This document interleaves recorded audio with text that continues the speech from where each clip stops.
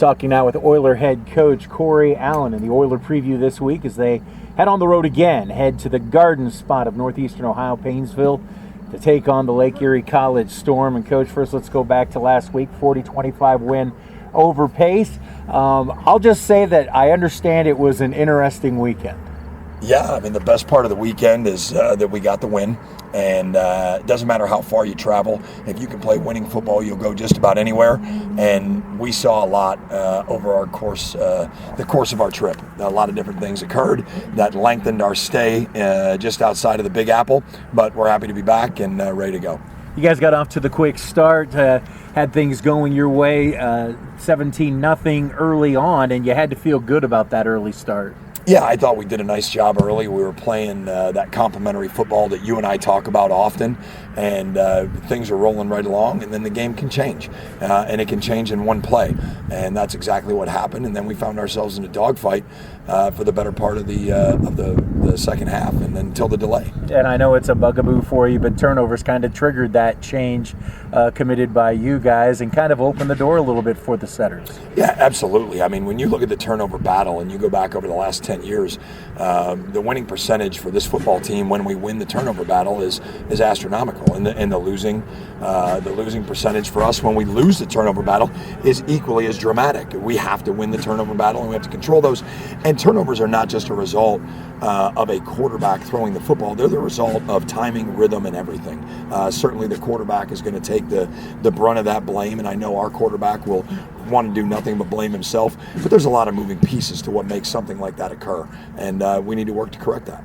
You mentioned the weather delay. Talk us a little through that. I mean, I don't know that anybody expected it to be 3+ hours like it was, but talk about how you keep the guys mentally engaged, physically ready, all the things that go into that. Yeah, so when we first got them in the locker room, and it's a great question, first thing was, hey, get off your feet, relax. Right? You can't keep them ready because every time lightning strikes, it resets for another 30 minutes.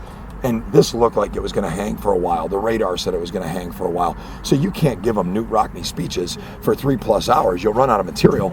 And so it was relaxed. Get off your feet.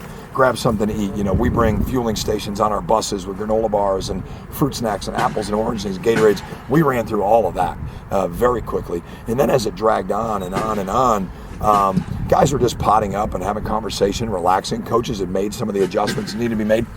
But then we ended up sending our staff to Subway that was a mile away because at this point now it's around 5 o'clock in the afternoon. They had not eaten a meal since 7:30 that morning. And so now we run a risk of sending them back on the field in harm's way. So we sent our special teams coordinator over to Subway. Coach Lloyd ran over there a mile from campus and picked up 66-inch subs for the guys. And at that point, he was in Subway when we got the go-ahead that we were going to start back up, but then got delayed again. So it was crazy. I've never experienced anything like that, as I'm sure the rest of the team hasn't. Well, you guys get going again, and you mentioned the quarterback earlier. You and I talked about it in the post-game interview. That has got to be the most unique stat line in history. Unfortunately, the negative side of it is the 3 interceptions. He does have the passing touchdown. He has a receiving touchdown and 3 rushing touchdowns. It certainly made for an interesting article.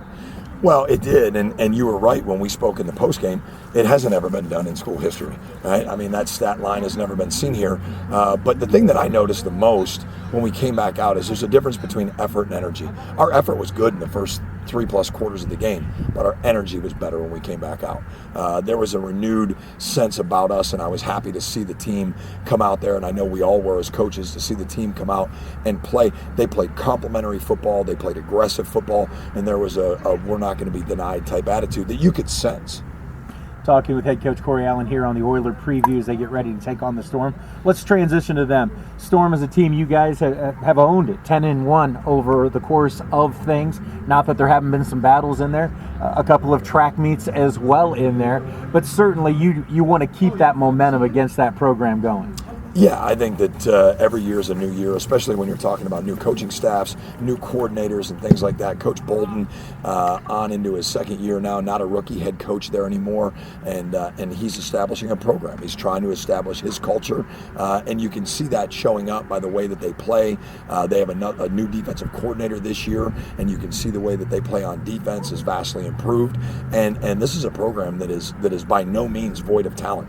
They have ability out on that football field on both sides of the ball, and I'm sure they're very excited to welcome us into Painesville on Saturday night. They come in at 1-1. They looked a little rough week one against Franklin Pierce, but seemed to clean a lot up in a tough place to play up in northern Michigan, inside that dome, the Superior Dome. As Oiler fans know, that's a very challenging place to play, and they managed to pull a 24-21 win, including running 17 straight points to come away with that win.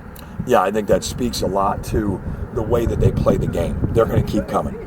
Lake Erie College, that storm is going to keep coming, and we're going to have to do our job and play our brand of football. To win up there, and you alluded to it, I mean, that place has been a house of horrors in the old GLIAC days for the University of Findlay. And so to take on that road trip and come away with a win in the UP, that's impressive.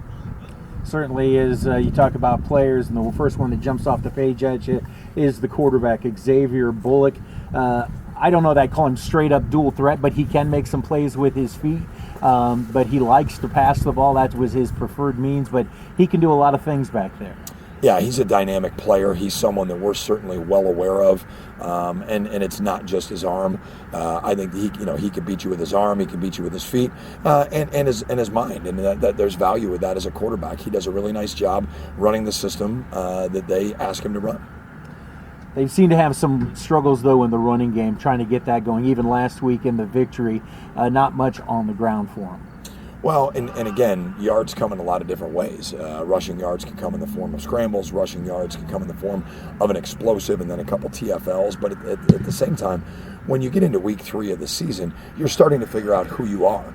And if you're better moving that ball all over the yard and keeping it in that guy's hands because he's your best player, then maybe you abandon the run a little bit and you go to what your strengths are. And I think that's what they're doing a good job of, is they're playing to their strengths.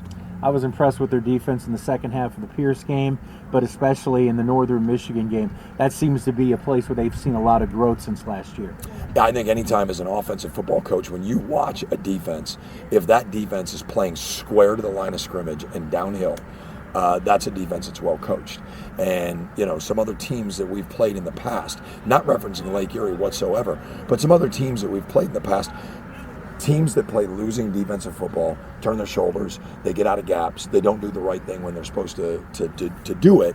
And you watch this football team, they know on defense where they're supposed to be and when they're supposed to be there. And that's a testament to their coaching staff and what they're building. Late night game, 7 p.m. I know that's not most coaches' preferred situation. Well, listen, anytime, anywhere, right? If they tell us we're going to kick off at 7, we're going to put foot to the ball at 7 o'clock. If it's noon, we're going to play at noon. We do not control the scheduling, but we do control the outcome of that game, and that's what we're most concerned about. All right, Coach, keys to a victory over the Storm. Weather the storm. That's profound. All right, thank you very much, Coach, and go Oilers. Go Oilers. All right, we'll keep you updated on this one. This has been Oiler Preview with head coach Corey Allen. We'll talk to you next time on Oiler Athletics.